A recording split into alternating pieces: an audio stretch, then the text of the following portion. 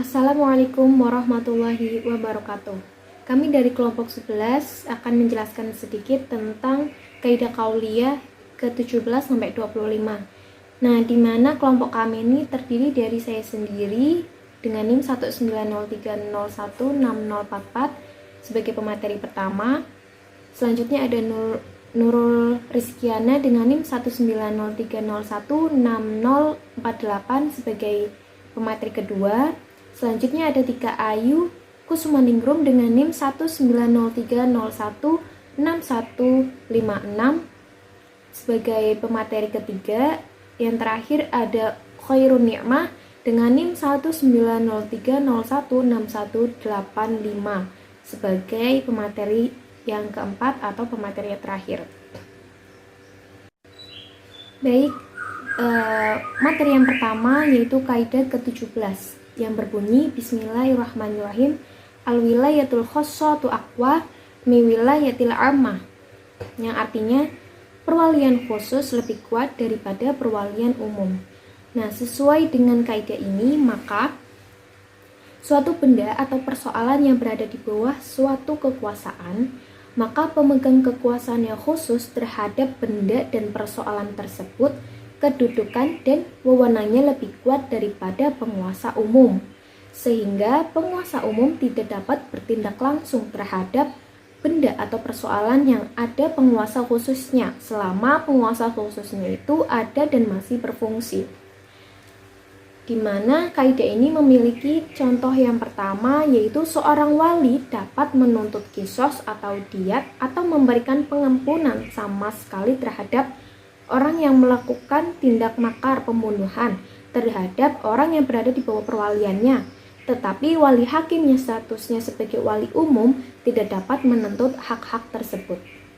Nah, contoh yang kedua itu ada jika seorang wanita dikawinkan dengan seorang laki-laki dengan menggunakan wali hakim, disebabkan wali yang sebenarnya mafqud atau berpergian tidak diketahui domisilinya, kemudian wali yang mafqud tersebut dengan secara perwalian mengawinkan orang perempuan yang berada di bawah perwaliannya dengan orang laki-laki yang lain, dan wali tersebut sewaktu pulang dapat menunjukkan bukti-buktinya, maka yang harus dibenarkan adalah perkawinan yang dilakukan oleh wali yang sebenarnya.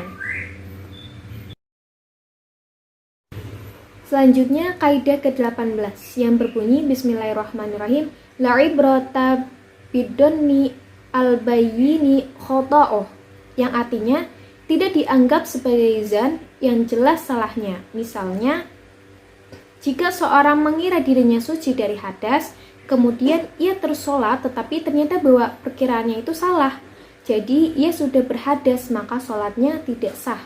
Nah, contoh yang kedua itu seorang bersembahyang dengan mengira sudah masuk waktunya, tetapi ternyata belum waktunya, maka sembahyangnya juga tidak sah atau sholatnya tidak sah. Dimana arti dzon itu ialah persangkaan yang kuat atau suatu pendapat yang lebih cenderung kepada tetapnya atau benarnya daripada tidaknya. Jadi maksud kaidah ini ialah bahwa suatu keputusan hukum yang didasarkan pada dzon tetapi kemudian jelas salahnya, maka hukum tersebut tidak berlaku atau batal. Selanjutnya kami persilakan kepada Mbak Nurul Rizkiana sebagai pemateri kedua. Saya di sini akan menjelaskan kaidah kuliah yang ke-19 dan ke-20. Kaidah kuliah yang ke-19 yang berbunyi ar-ridha bisyai'i ridha mimma yatawalladu minhu, yang artinya rela terhadap sesuatu, rela terhadap apa yang dilahirkannya. Dari ayat tadi dapat semakna dengan kaidah yang ada di bawah ini, yaitu yang berbunyi al-mutawalladu min ma'dunin fihi la atharolah, yang artinya yang dilahirkan dari sesuatu yang telah diizinkan tidak mempunyai pengaruh baginya. Seperti contoh di bawah ini.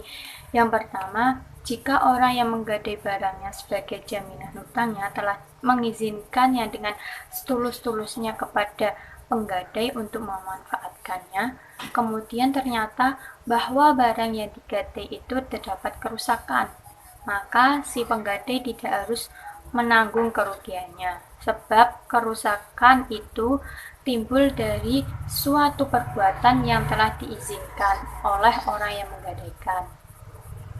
Selanjutnya, contoh yang kedua, yaitu jika seorang perempuan rela dikawini oleh seorang pemuda yang melarat dan setelah kehidupan rumah tangganya berjalan beberapa bulan kemudian suaminya itu tambah melarat, maka gugatan istri untuk memfasah pernikahannya di muka hakim pengadilan agama lantaran ketidakmampuan suaminya memberikan nafkah itu tidak dapat dibenarkan karena kemelaratan yang kemudian itu adalah lahir dari kemelaratan dahulu yang telah direlakannya.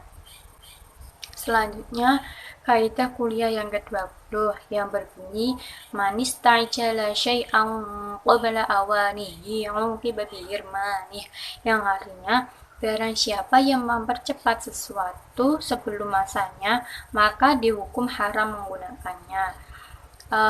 Seperti contoh yang pertama, yaitu seorang ahli waris membunuh atau mengusahakan membunuh orang yang bakal mewariskan harta peninggalan kepadanya dengan maksud mempercepat mendapatkan pusaka, maka sebagai sanksi tindakannya yang terlaknat itu, ia terhalang mempusakai harta peninggalannya.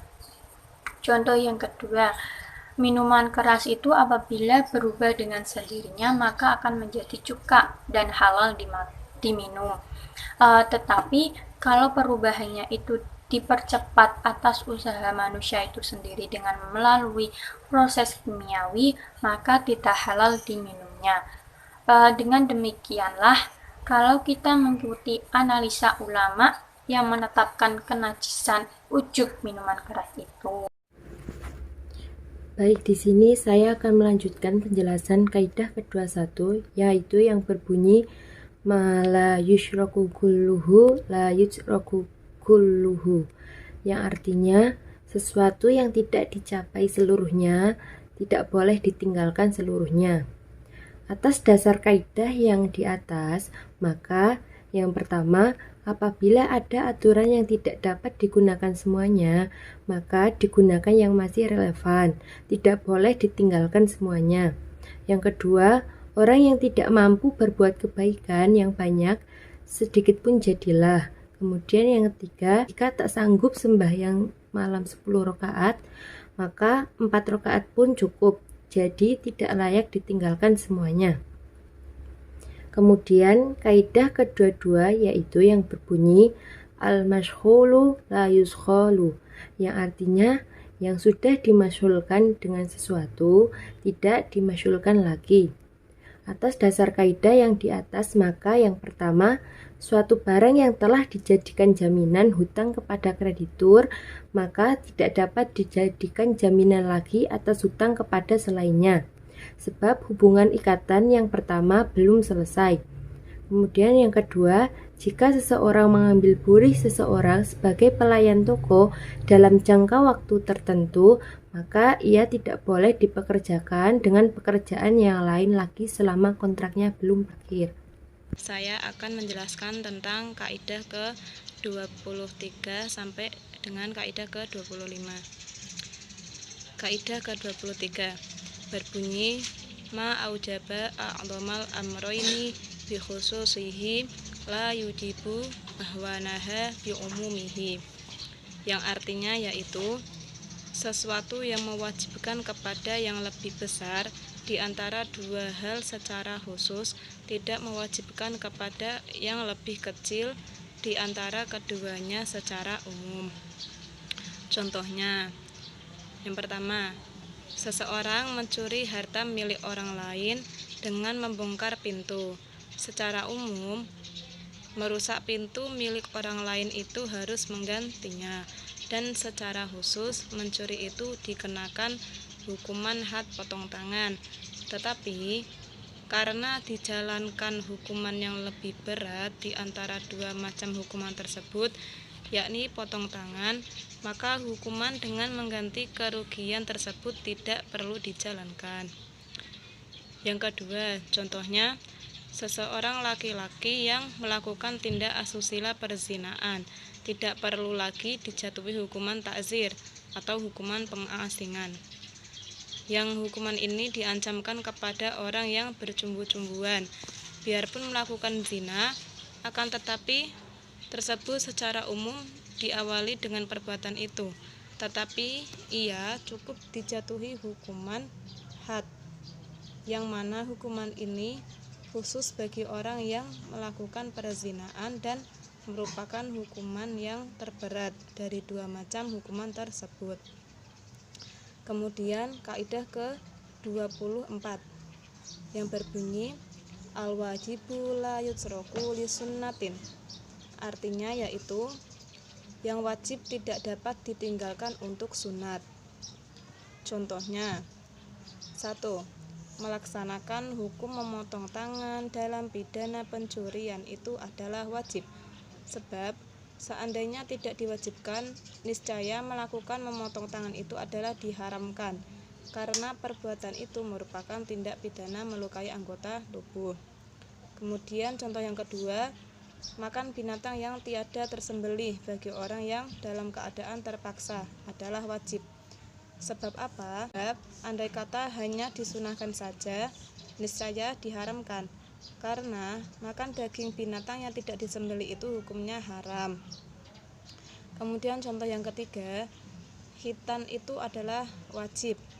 Sebab andai kata tidak diwajibkan, niscaya yang demikian itu diharamkan, karena di dalam khitan terjadi pemotongan sebagian anggota tubuh dan membuka aurat orang lain. Kemudian yang terakhir kaidah ke-25 yang berbunyi al-hukmu yaduru ma'al illati wujudan wa adaman, artinya hukum itu berputar bersama ilatnya dalam mewujudkan dan meniadakan hukum. Contoh yang pertama, memasuki rumah atau memakai pakaian milik orang lain tanpa izin yang memilikinya itu dilarang, hukumnya haram, karena tidak ada kerelaan dari pemiliknya. Akan tetapi kalau pemiliknya mengetahui dan terus memberi kerelaannya, maka hal itu diperbolehkannya. Contoh yang kedua, keharaman homer itu lantaran terdapat zat yang memabukkan. Akan tetapi kalau zat yang memabukkan itu sudah hilang dengan sendirinya, misalnya homer itu sudah berubah menjadi cuka, maka homer itu dihalalkannya. Sekian dari presentasi kelompok kami. Kami minta maaf apabila ada kesalahan dan kekurangan dalam penyampaian materinya. Wassalamualaikum warahmatullahi wabarakatuh.